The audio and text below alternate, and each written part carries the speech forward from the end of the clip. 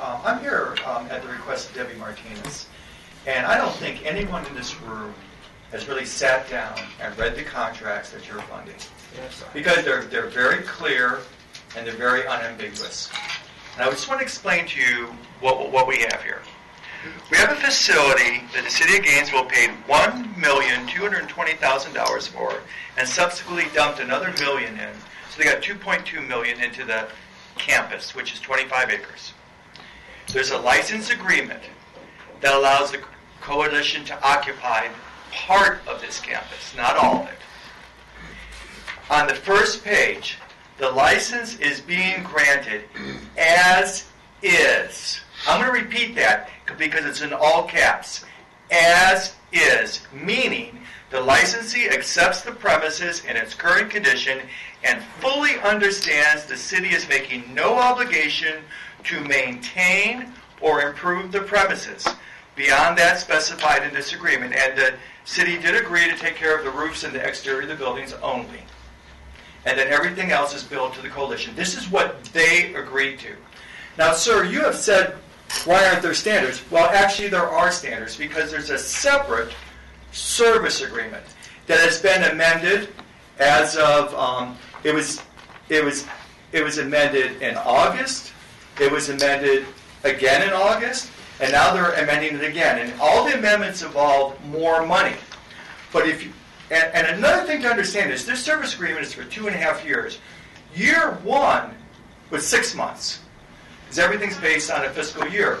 This agreement was done February 11, 2014. So they got 1 year of funding for 6 months of operation, and in that 6 months, they're coming back for more money, more money, more money. Now, if you look in the attachment A that Commissioner Byerly, as overseer, claims to have read, and you see that there are standards that they're supposed to be met. Let me give you an example. They were supposed to immediately put the GRU bill in their name, and they're claiming the GRU bill is eating them up. They have never put the GRU bill in their name. They've run up $56,000 in utility charges paid by the City of Gainesville. They've never transferred it into their name.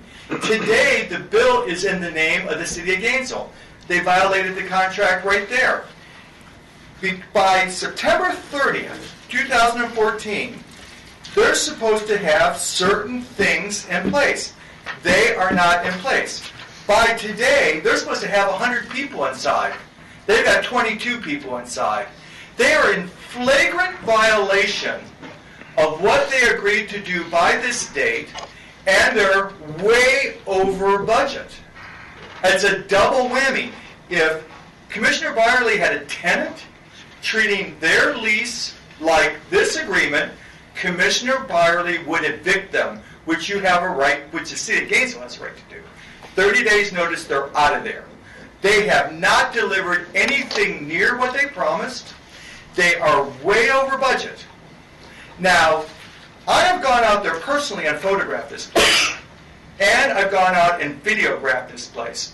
If you go to citizencoalitionpac.org website, you will see a video, and I counted 95 tents from the road last week. 95. Some 10-man tents. Some they're not actually tents. They're structures. They're illegal structures. There's wood framing and everything. I have no idea how many people are living out there. After I got done videotaping, and I focused on the Colorado tags, the Orange County tags, I had a gentleman, using the word liberally, in a pickup truck, follow me down Roller Road screaming at me for photographing him living on state land and threatening me. New Mexico tags. That's what's going on out there. Now, we're going to videotape a lady that used to live in Tent City that tried to live out there. She's out of there. She's in the home of a staff member of mine. And we're going to interview her. And she's going to tell you about what's going on out there. And Mark Vinsky is living out there. And he's been calling the police repeatedly. The police have been prevented from responding to 911 calls. It's dangerous. It's a different crowd than in Tent City. It's more out-of-towners and it's more hardcore people. And we are going to lobby aggressively to prevent the state from opening up this 10 acres, because once you get this 10 acres, what keeps the people out of the next 990 acres? What's going to hold them there? The state would be insane to transfer you 10 acres of land where people are violating every single rule governing camping on state land.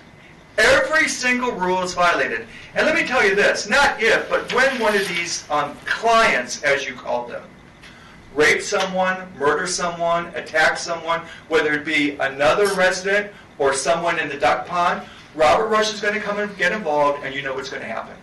You are liable for the conduct of your clients who you are feeding, who you are sheltering from police forces, because this lady right here does not cooperate with law enforcement at all. She thumbs her nose at everyone because she's getting all this money. She's got a $2,000 a day operation for 22 people inside, 54 people living like animals in a carport, co-ed, and then an unregulated campground trespass on state land. That's a $2,000 a day operation. How can anyone look at that and say the taxpayers are getting the money? Or how could you even say you're helping these people? When I went out there to do this photo tour, including this kitchen that has never been used, because you're funding the churches to bring them the food. When I went out there, the people in the tents were outraged that he would even photograph them. Point of order. Are we taking citizen comment? This is citizen comment. Yeah, I figured that there was no motion on the floor, and he had waited, but he had waited a long time. He kept raising his hand. There may be others. I'm just asking, Yeah. are we taking citizen comment? And Yeah. are there any rules for citizen comment?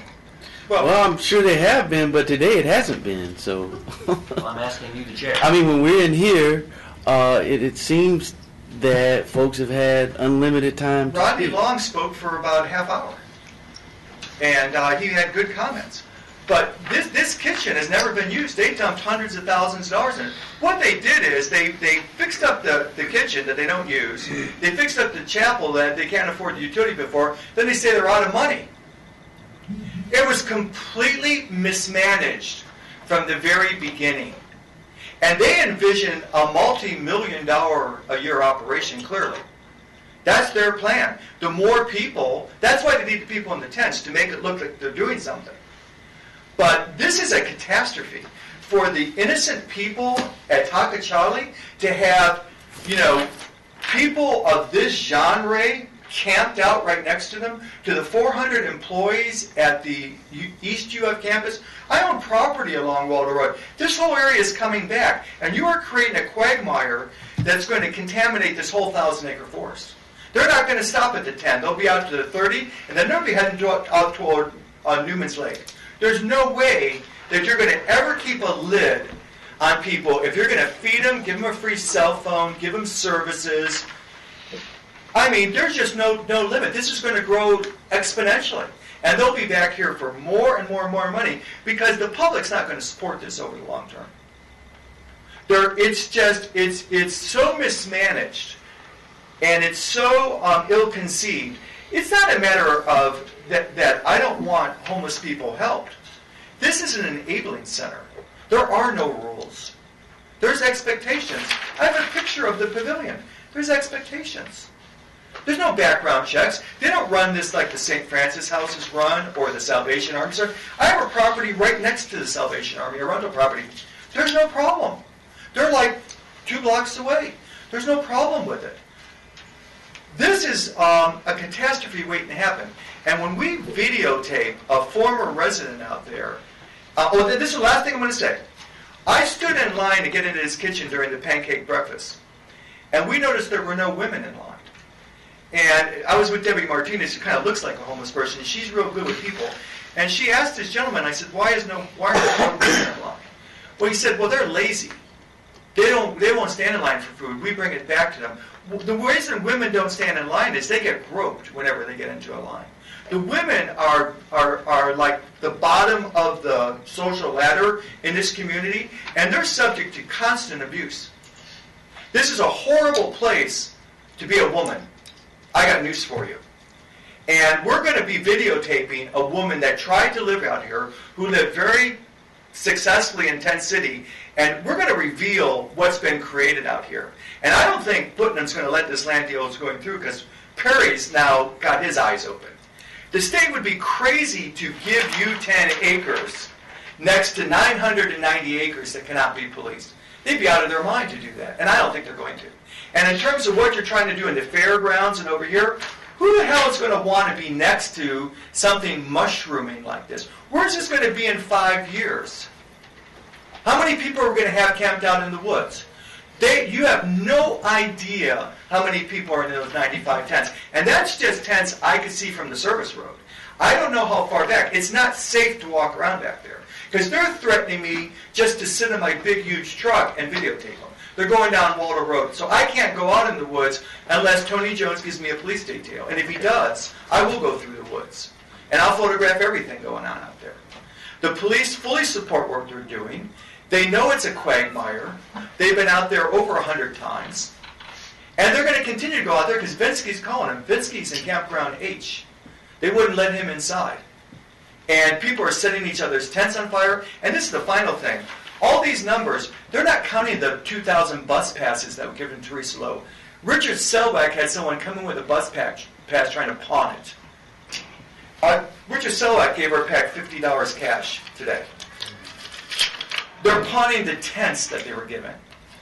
It's completely and totally out of control. And the pictures do not lie. We're going to continue to post videos. We're going to continue to post photographs. The police department will work with us. I want to go through the woods with police protection, even if I have to pay them out of PAC money. We're going to go through the woods, and we're going to videotape everything that's going on out there. And we're constantly writing Gillespie, putting him on press secretary with everything we're finding. And I doubt very seriously you're going to get this land. And there's a very simple solution to this whole mess to put a cap on it. Your clients need to get inside your 25-acre fence. And that's the cap, the 25 acres, not 1,000 acres adjacent to it. That'll put a lid on it. And you need to keep an eye on your clients here. Because they start attacking us in the duck pond, we're all going to sue you out of existence. Because we're on the front lines here, sir. Your parents, me, we're going to be the first to be hit by this Danny Rawlings magnet program you're setting up adjacent to this, what you're calling a campus, which is a big euphemism. It's not a campus.